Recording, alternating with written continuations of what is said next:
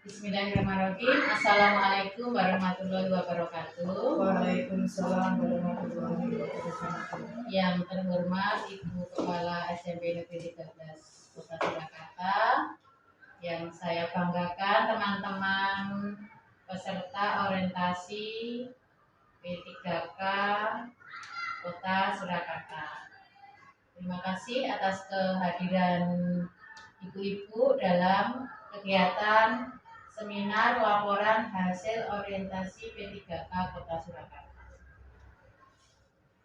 Marilah senantiasa kita panjatkan puji syukur kehadirat Allah Subhanahu wa Ta'ala yang selalu memberikan rahmat, memberikan nikmat sehingga kita diberikan kesehatan, kesempatan untuk melakukan kegiatan yang sudah kita rencanakan. Ibu-ibu, hari ini kita akan mengikuti seminar hasil laporan kegiatan orientasi dengan peserta Ibu Sustika, Ibu Erika, dan Ibu Anis. Untuk mengawali acara ini, saya bacakan susunan acaranya. Yang pertama pembukaan, menyanyikan lagu Indonesia Raya, kemudian seminar penyaji pertama oleh Ibu Tika, kedua oleh Ibu Erika, dan yang ketiga oleh Ibu Anis. Dilanjutkan tanya jawab, kemudian penandatanganan berita acara oleh mentor, dan yang terakhir penutup. Mari kita awali kegiatan pada pagi hari ini dengan membaca Bismillahirrahmanirrahim. Bismillahirrahmanirrahim. Selanjutnya menyanyikan lagu kebangsaan Indonesia Raya. Hadirin dimohon berdiri.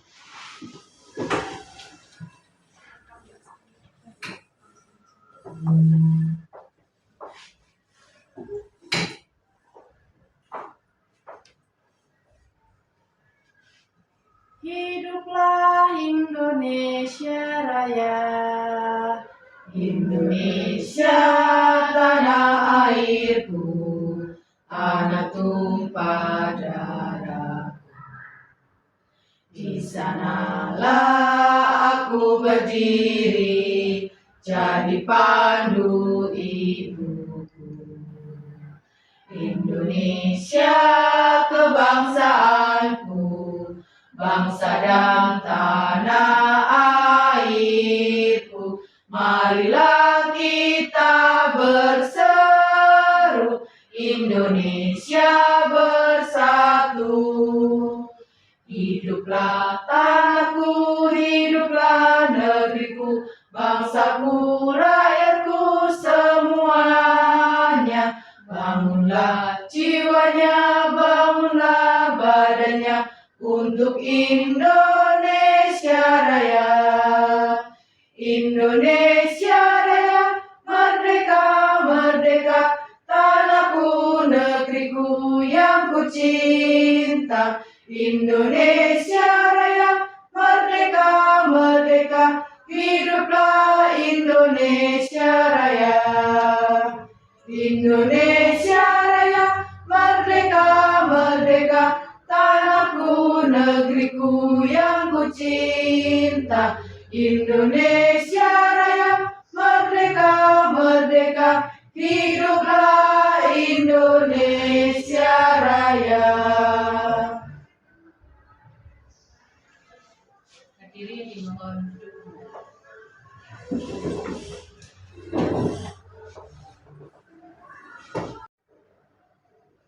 Acara berikutnya paparan materi yang akan disampaikan oleh Ibu Sustika Dewi Mardani, Sarjana Pendidikan, dengan judul Peningkatan Prestasi Siswa Melalui Kegiatan Literasi di SMP Negeri 13 Kota Surakarta. Pada beliau dipersilakan.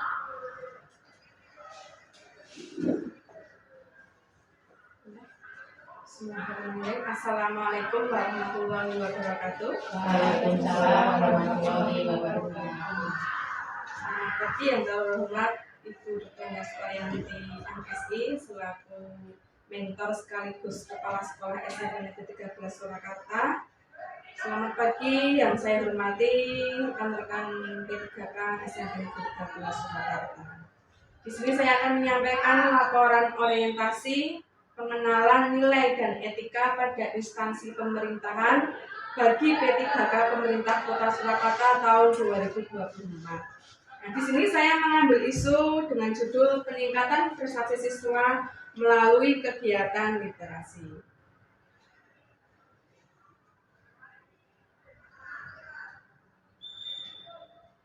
Sedikit profil dari saya, Bapak Ibu. Nama lengkap saya Sustika Dewi Mardani.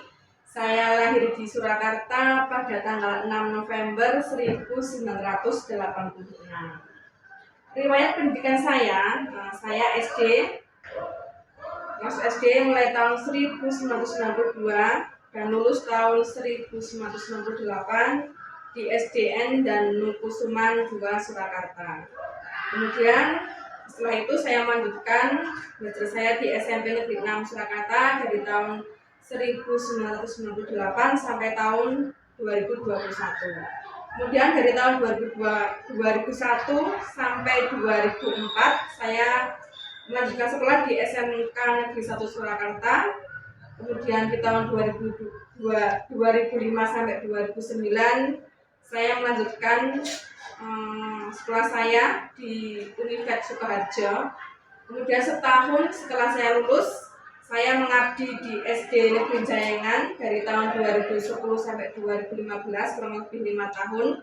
Karena pada tahun 2015 SD-nya tutup atau regrup, saya harus mutasi ke SDN Kartodipuran. Di SDN Kartodipuran saya mengabdi selama kurang lebih 8 tahun, yaitu dari tahun 2015 sampai 2023. Kemudian alhamdulillah di tahun 2023 saya lulus, diangkat menjadi P3K Surakarta dan ditempatkan di SMP Negeri 13 sampai dengan sekarang. Maksud dan tujuan orientasi nilai dan etika bagi P3K Pemerintah Kota Surakarta yaitu untuk membekali peserta dengan pengetahuan, sikap, dan perilaku tentang nilai dan etika pada instansi pemerintah dalam mendukung pelaksanaan tugas jabatannya dan pencapaian visi dan misi organisasi. Selain itu, agar peserta mampu dan mengenal nilai dan etika pada instansi pemerintah. Visi dan misi pemerintah Kota Surakarta, visinya adalah mewujudkan Kota Surakarta sebagai kota budaya yang modern, tangguh, gesit, kreatif, dan sejahtera. Surakarta sebagai kota budaya yang modern, maknanya adalah makna budaya dalam penyelenggaraan tata pemerintahan dan tata kemasyarakatan, memiliki dimensi nilai dasar dan nilai instrumental. Dimensi nilai dasar itu mencakup nilai religius, nilai seni atau estetika, nilai gotong royong, dan nilai harmoni. Nah, sedangkan dari sisi nilai instrumental itu memiliki arti yang melestarikan, mempertahankan, melindungi cagar-cagar budaya, dan mengembangkan seni adat istiadat budaya. Yang kedua adalah tangguh. Nah, tangguh itu mencakup 3 poin, yaitu proses adaptasi yang berkelanjutan, mengatasi efek negatif, dan atribut positif yang menunjukkan kemampuan melanjutkan kehidupan. Yang ketiga adalah gesit. Nah, gesit terdapat dukungan 3 pilar, yaitu kemampuan digital, budaya organisasi, dan inovasi. Yang keempat adalah kreatif. Nah, peranan kota itu memberikan kebebasan masyarakat untuk berekspresi dan ada ruang yang mengakomodasi individu kreatif untuk melakukan segala sesuatu dengan kearifan lokal. Yang kelima adalah sejahtera. Nah, upaya pemerintah Kota Surakarta yaitu memperdalam landasan 3 WMP, yaitu waras, wasis, warak, mapan, dan papan. Nah, dengan menjaga dan meningkatkan kesejahteraan umum, Surakarta terus berupaya memastikan kelanggengnya sebagai kota modern berbasis warisan budaya di abad 21. Nah, ada 7 misi pemerintah Kota Surakarta. Yang pertama adalah meningkatkan kualitas kesehatan masyarakat. Yang kedua adalah memperkuat pertumbuhan ekonomi yang adaptif dan berkelanjutan. Yang ketiga adalah mewujudkan tata ruang dan infrastruktur kota yang mendukung kemajuan kebudayaan dan pariwisata berkelanjutan. Yang keempat adalah meningkatkan kualitas daya saing pemuda dan masyarakat umum di bidang pendidikan, ekonomi, seni budaya, dan olahraga. Yang kelima adalah meningkatkan tata kelola pemerintahan dan pelayanan publik yang gesit dan kolaboratif berlandaskan semangat gotong royong dan kebinekaan. Misi yang keenam adalah mewujudkan kemakmuran dan kesejahteraan bersama warga kota yang berkeadilan dan inklusif. Dan yang terakhir, misi yang ketujuh adalah mewujudkan daerah yang kondusif dan kerukunan antar umat beragama dalam tata kehidupan yang di masyarakat yang saling menghormati. Nah, pengenalan jabatan P3K. P3K adalah pegawai pemerintah dengan perjanjian kerja warga negara Indonesia yang mempunyai syarat tertentu yang diangkat berdasarkan perjanjian kerja untuk jangka waktu tertentu dalam rangka melaksanakan tugas pemerintahan sesuai dengan kebutuhan instansi pemerintah dari ketentuan perundang-undangan.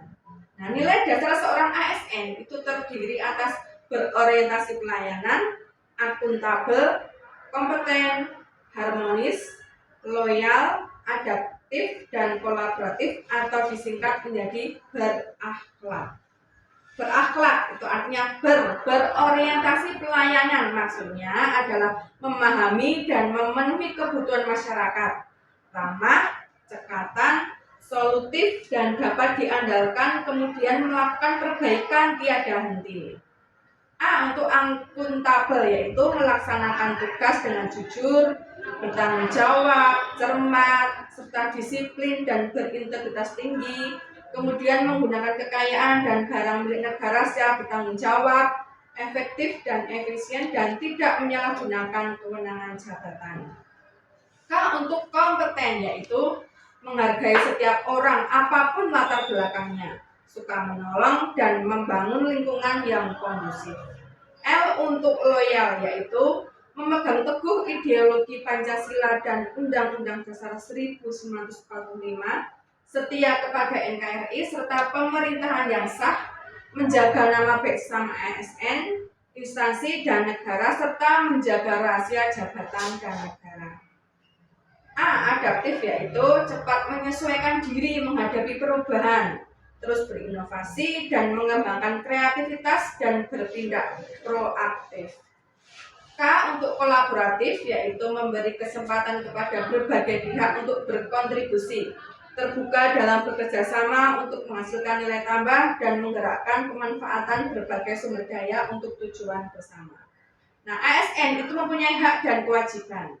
Hak ASN adalah yang pertama mendapat penghasilan, mendapat jaminan sosial, mendapat penghargaan yang bersifat inovatif, hak mendapat lingkungan kerja, hak mendapat tunjangan dan fasilitas, hak untuk melakukan pengembangan diri, dan hak untuk mendapat bantuan hukum. Sedangkan kewajiban seorang ASN itu adalah yang pertama, setia dan taat pada Pancasila, Undang-Undang Dasar 1945 dan NKRI. Yang kedua, menaati ketentuan peraturan perundang-undangan. Yang ketiga, melaksanakan nilai dasar ASN dan kode etik dan kode perilaku ASN.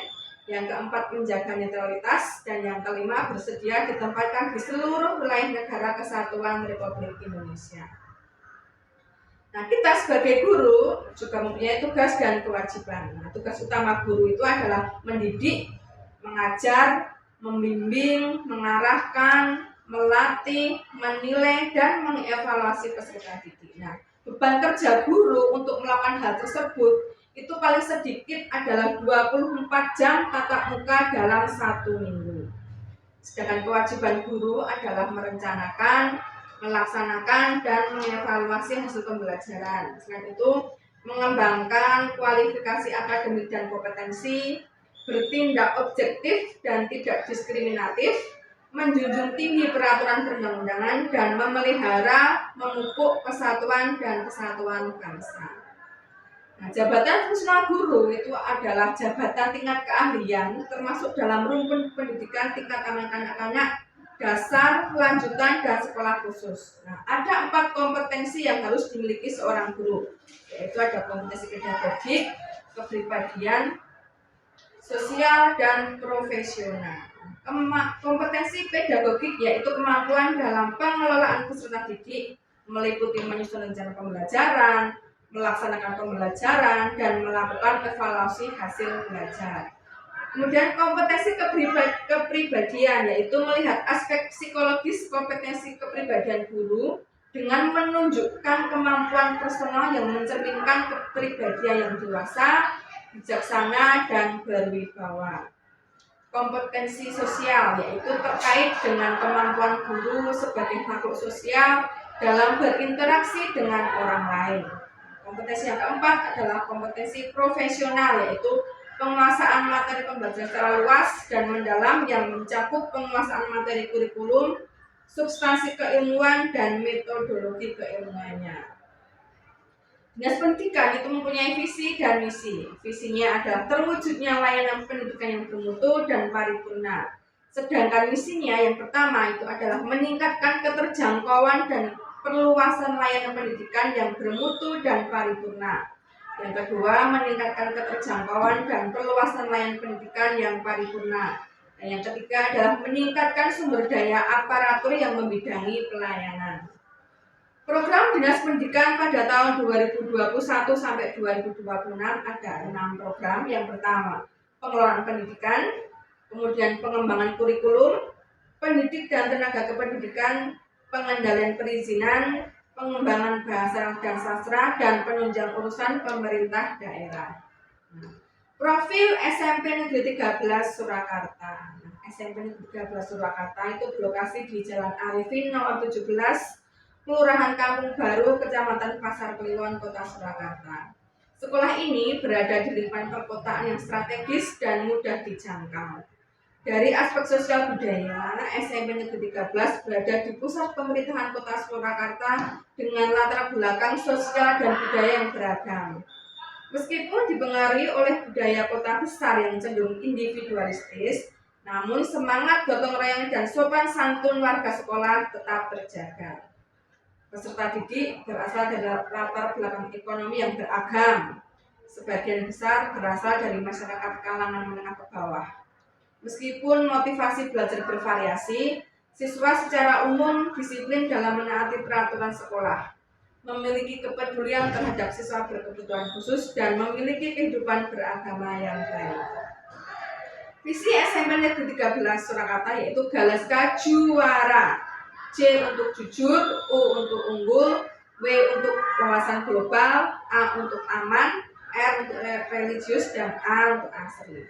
Sedangkan misi SMP Negeri 13 yaitu yang pertama, mewujudkan lulusan yang mempunyai karakter jujur, kemudian mewujudkan lulusan yang unggul dalam bidang akademik dan non-akademik melalui kegiatan peningkatan literasi dan numerasi.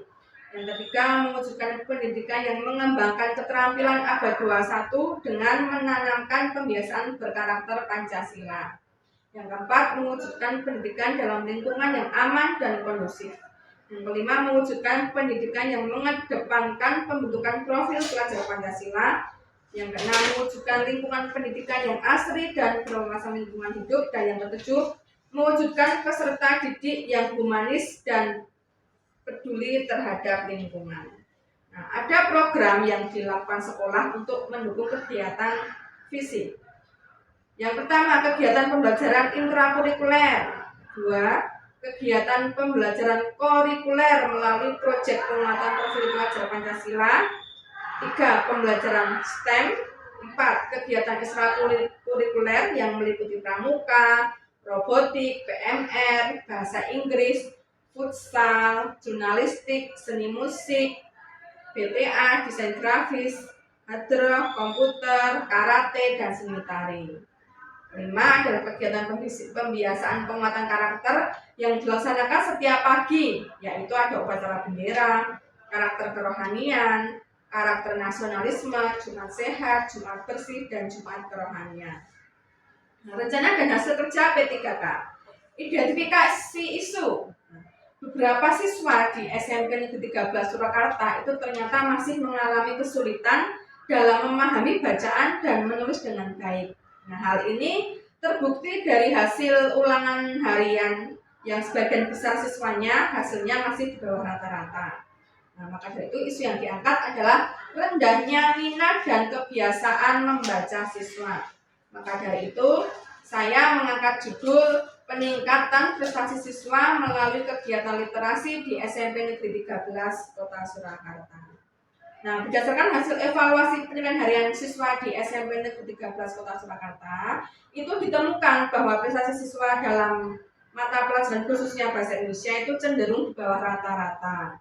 Nah, salah satu faktor yang diduga mempengaruhi rendahnya prestasi siswa itu adalah minimnya minat baca dan keterampilan literasi. Nah, oleh karena itu, sekolah berupaya meningkatkan keterampilan literasi siswa itu melalui kegiatan literasi dengan harapan dapat meningkatkan prestasi akademik siswa. Berdasarkan pengamatan dan wawancara dengan guru serta siswa, beberapa masalah utama yang teridentifikasi adalah: 1. Kurangnya minat baca, karena sebagian besar siswa tidak terbiasa untuk membaca buku. Yang kedua, kurangnya waktu untuk kegiatan literasi, karena jadwal kegiatan sekolah yang padat membuat siswa kurang memiliki waktu khusus untuk membaca. 3. Kurangnya dukungan dari lingkungan sekitar, karena budaya literasi itu tidak hanya didukung dari pihak sekolah saja, tetapi harus mendapat dukungan dari keluarga dan masyarakat. Nah, sekian hasil laporan orientasi saya. Semoga bermanfaat. Untuk kurang dan lebihnya mohon maaf. Untuk selanjutnya saya kembalikan ke moderator.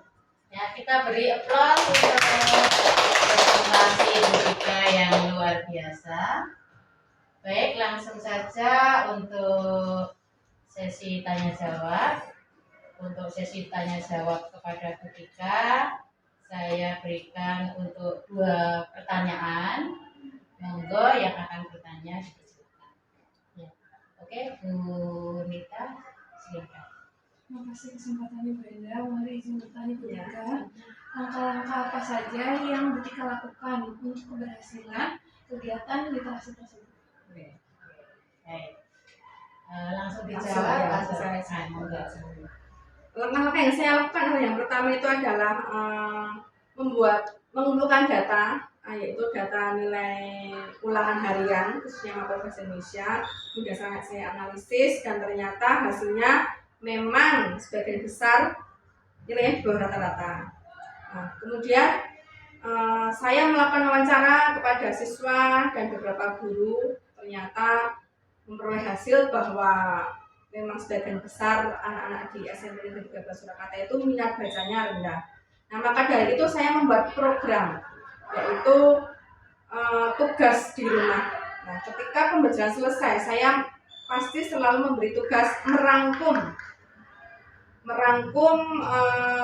materi yang akan disampaikan di pertemuan selanjutnya. Nah, mengapa merangkum? Karena dengan merangkum itu anak-anak pasti akan membaca dan sekaligus menulis. Kemudian keesokan harinya setelah anak-anak tiba di sekolah dan sebelum melakukan pembelajaran, saya menugaskan siswa untuk membaca 10-15 menit hasil rangkuman yang dibuat di rumah.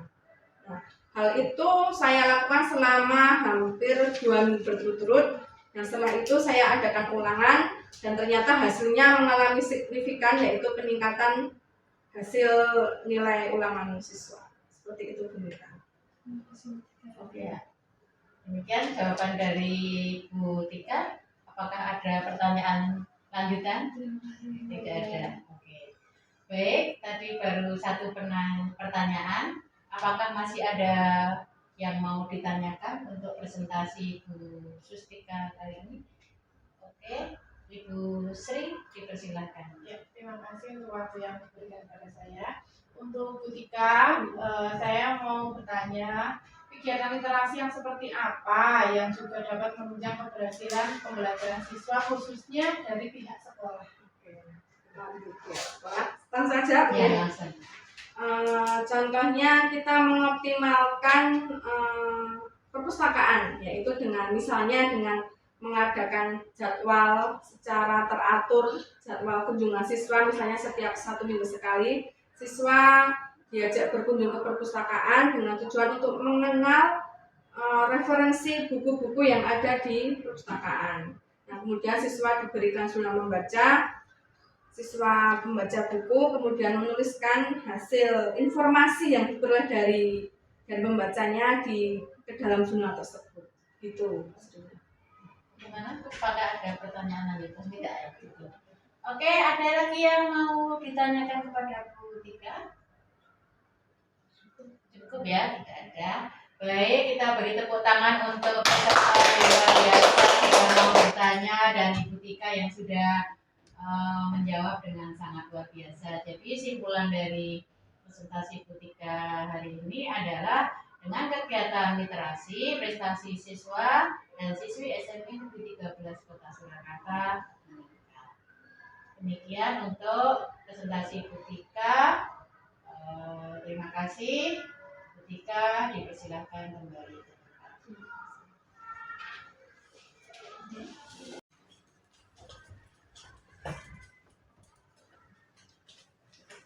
Hadirin yang berbahagia, acara demi acara sudah kita laksanakan. Alhamdulillah sudah terlaksana dengan lancar. Terima kasih atas kehadiran ibu-ibu peserta seminar, ibu kepala sekolah, dan saya ucapkan selamat kepada ibu-ibu peserta orientasi yang sudah menyampaikan laporan hasil orientasi.